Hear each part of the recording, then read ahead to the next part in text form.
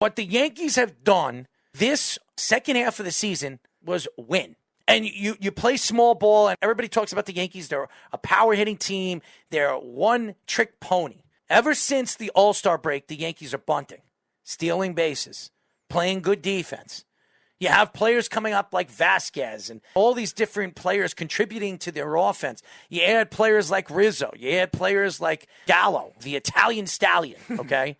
And you add so many pieces to this team. You add a left-handed power, which you've missed for a very long time since the early 2000s for the Yankees, the Mark Teixeiras of the world. Now you have that power in the middle of your lineup. You look at Aaron Boone, and everybody was kicking Aaron Boone to the curb, a.k.a. Tyler Harrison. I think it would take Aaron Boone to win like 130 games for Tyler not to criticize him. He'd still criticize him. Yeah, he probably would. I think a lot of Yankee fans just don't like Aaron Boone because they just don't think he's a manager in this league. They don't think they can win with him. Well, if you can win with Joe Girardi and you can win with Joe Torre, you can win with Aaron Boone. When Joe Torre came to the New York Yankees, how many championships did he win? None. Mm-hmm. When Joe Girardi took over for the great Joe Torre, how many championships did he win? Zero. Aaron Boone, who has no management experience, not like Joe Girardi. And by the way, Joe Girardi sat behind Joe Torre for a couple of years before he got the Florida Marlins job, before he got fired after the first year. He won Manager of the Year, and that's why the Yankees loved him. He had management experience. Joe Torre had management experience with the St. Louis Cardinals and all the different teams, including the New York Mets, that he was a manager of. In the 70s, yeah. Okay. Aaron Boone was working with Alex Rodriguez in the press box for ESPN. I don't want to hear about his father being a GM and running an organization. I want to hear about how great his brother was when he played Brett Boone. I don't care. And I don't care about his background with his family being coaches, managers, or whatever the heck they were. Aaron Boone had no experience. Brian Cashman took a chance with him, thought he fit the culture of where the Yankees were going. And yes, the Yankees haven't won a World Series since 2009. Is that Aaron Boone's fault? No. Aaron Boone, in the last 3 years, has had winning seasons. And all 3 years, he's made the playoffs. Is that a bad manager? I don't know how anybody cannot say that Aaron Boone isn't a top 5 manager in baseball.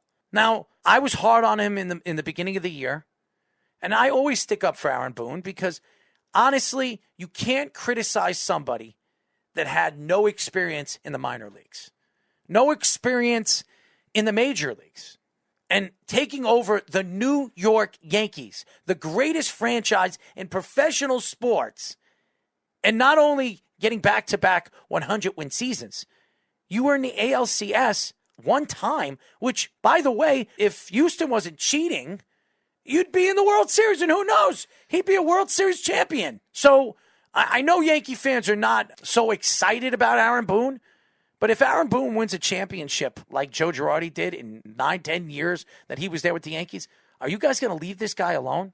Let this guy manage the team? Tyler still won't. Let him figure things out the way he has figured it out. He's got all these players playing for him, and there are 20 games over 500. Where they started in the beginning of the season was horrendous.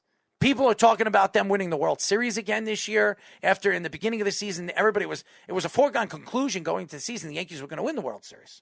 Not the Dodgers, the Yankees. Now finally with Gallo and Rizzo, we're hearing some more chants that we want the World Series. So let's see what this team turns out to be. Let's see as they move forward. There's still, I think, 30 games left, about a month and a half left of baseball. Let's see what this Yankee team can do, being that they're in a division with the Red Sox and the Rays and some of these teams really playing at the top of their games. Let's see what the Yankees could do when the going gets tough. So far, they've done it with the going gets tough, though, because it seems like some managers are just better with underdog situations than regular natural situations. I think Aaron Boone has been one of those managers. In 2019, he was like that, too, and the Yankees had a load of injuries that year. They had 20 different guys go on the IL at certain points throughout the year, and he managed that team brilliantly. Like you said, went to the ALCS, lost to a team that cheated. That's, again, in regular circumstances, probably a win. And this year, too, just rallying the team back after being down at the All-Star break, 9.5 games back the way they were. It's Aaron Boone's fault that they lose, and it's not Aaron Boone's happiness for the fans if they win. Right. And again, blaming the manager is always one lazy way that a lot of fans go at it with any sport or with any team. And it's easy to do it. Manage it game by game. Not every win's going to be all praise to Aaron Boone and loss vice versa. It's not going to be that way. But from a larger sample size, this second half of the season with newer players, making them work into the lineup, finding the best spot in the lineup, make it analytically work for them, Aaron Boone has done a very good job with that, and you have to give him credit rallying these players back, young players, newer players, the way they have. Just these pitchers, too, getting them in the right spots, pitching them the right amount of innings, easing these guys back with Tyone, who came off an injury and came off a treatment. Yeah, Corey Kluber, who's been in and out with injury. Just knowing how to make it work with these certain pitchers to get them going. Jordan Montgomery came back from injury. So he's not rushing these guys. He's making them work, patching it together, and that's what a good manager does, and Aaron Boone has elevated his game for sure. Yeah, I will say this. For the New York Mets, it's not so positive. No. It's not.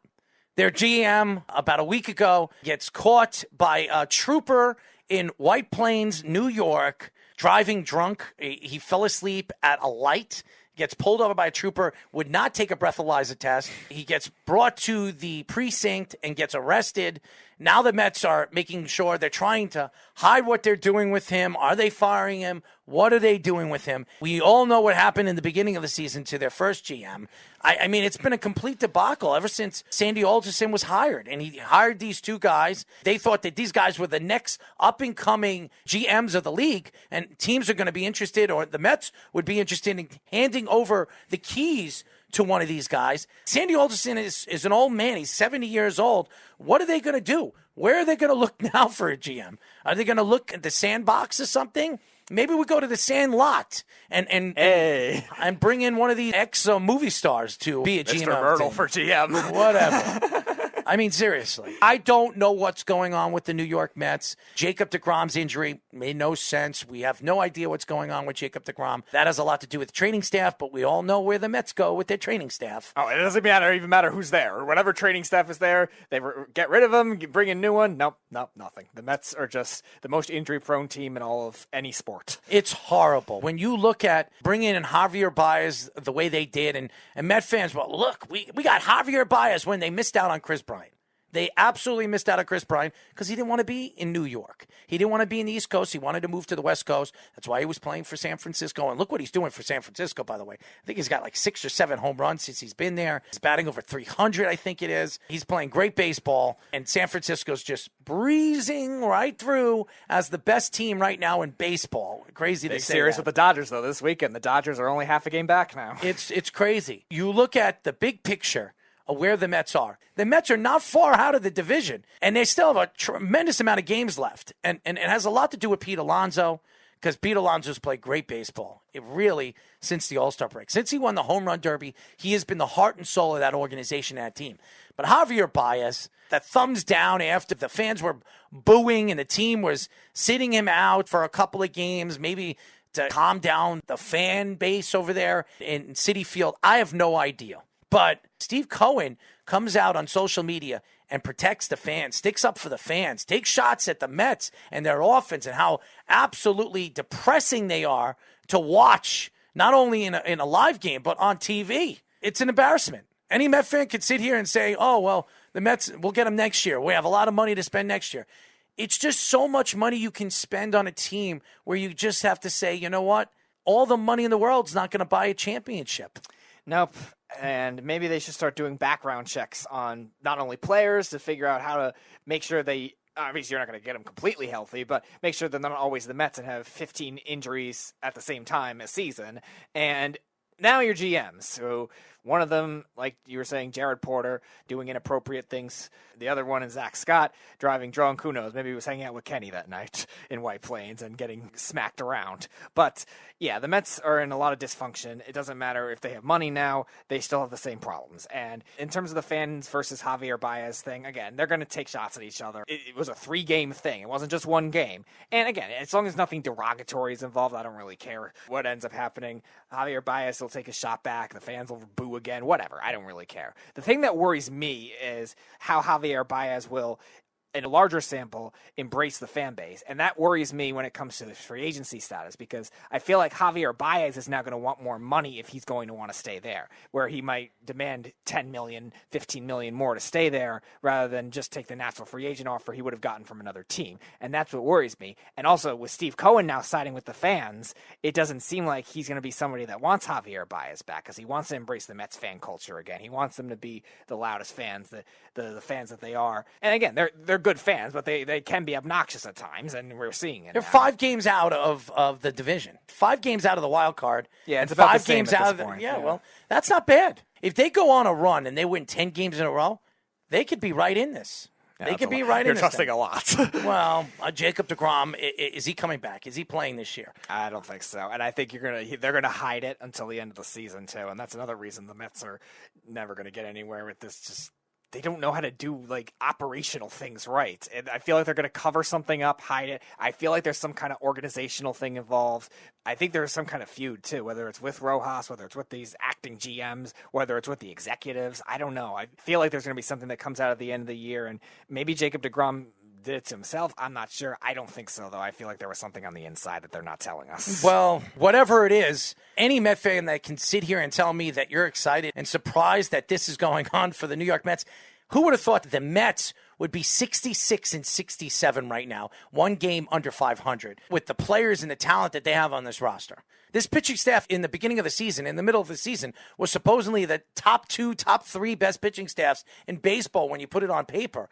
This team is completely fallen off, and an embarrassment, an absolute embarrassment. And for any Met fan to say that when you look at Lindor and you are excited about what you've seen with Lindor batting .222, 11 home runs, 39 RBIs. 39 RBIs for a guy that's making $35 million, I'm sorry, I would not be happy as a Met fan. And the sad part is Francisco Lindor isn't even the biggest problem, because now we have not 1, not 2, but 3 just cover-up, scandalous, just embarrassing issues, just organizational stench, just reeking over from one regime to the other. We got fans feuding with another top player.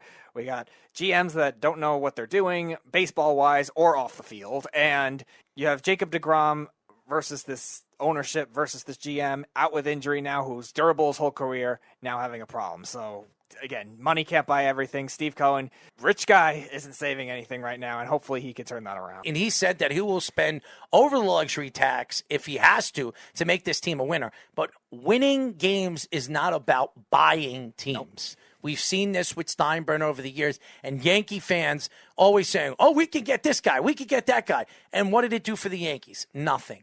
When they brought Mike Mussina in, as great as a pitcher he was for the Yankees, did he ever win with the Yankees? Nope. There are so many different players that they brought into this organization they never won with. And that's a huge problem. Jason Giambi, they paid him a lot of money to come from Oakland. Did they ever win with Jason Giambi? Never. So you have to be very smart on the way you spend the money and what players you bring in to the organization to make this team one whole, one team, one unit. And the Mets are not a unit. Javier Baez and Lindor putting their thumbs down and taking shots at the fans because they're booing them does not sell to the fans on what I want to go and see and how I want to see them. If you're a Met fan, you shouldn't be happy with the team and you shouldn't be excited moving forward in next year's season. So hopefully they figure things out. Maybe they make a run.